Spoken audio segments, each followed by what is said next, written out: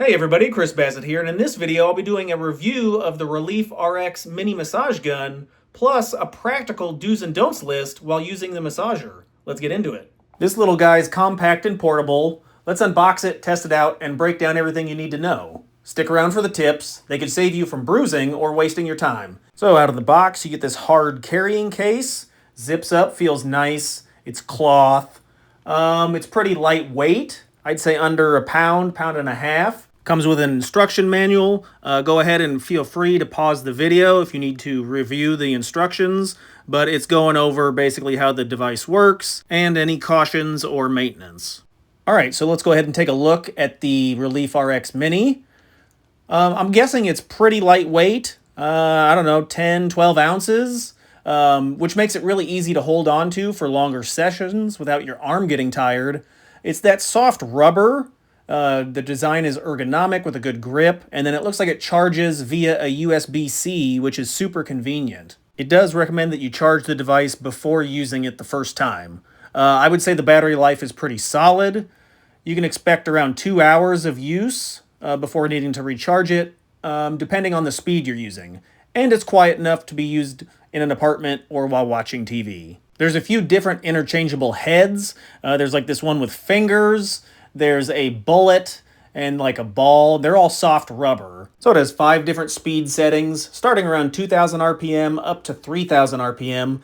And the amplitude, how deep it percusses, is about 6 millimeters, which is great for mid-level relief. If you're wanting deep tissue stuff, you're going to need a bigger gun. All right, so some of the pros. It's very portable, lightweight. It has 1-button operation.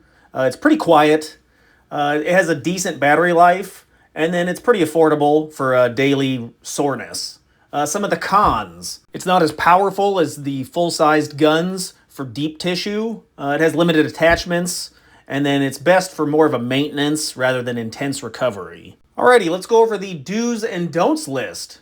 Number 1, do start slow. Begin on the slowest speed and light pressure, especially if you're new. Then gradually increase the pressure. Your muscles will relax better without tensing up.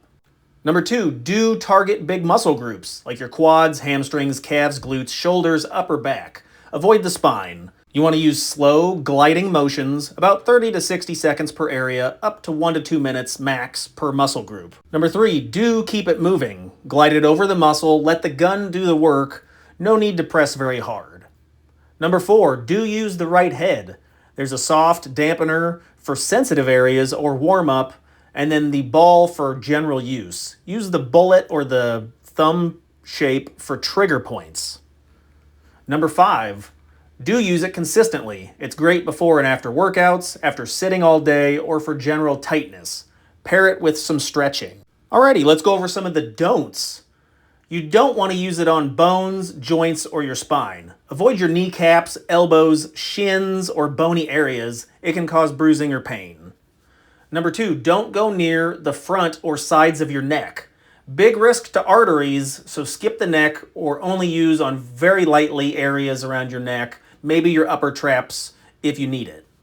Number 3, don't stay in one spot too long. Don't drill the muscle. Moving prevents irritation or bruising. Number 4, don't use on fresh injuries, swelling, or broken skin. You may want to consult a doctor for chronic issues or medical conditions. Number 5, don't push it too hard. Let the percussion do the work. Pressing hard makes muscles guard and can cause soreness.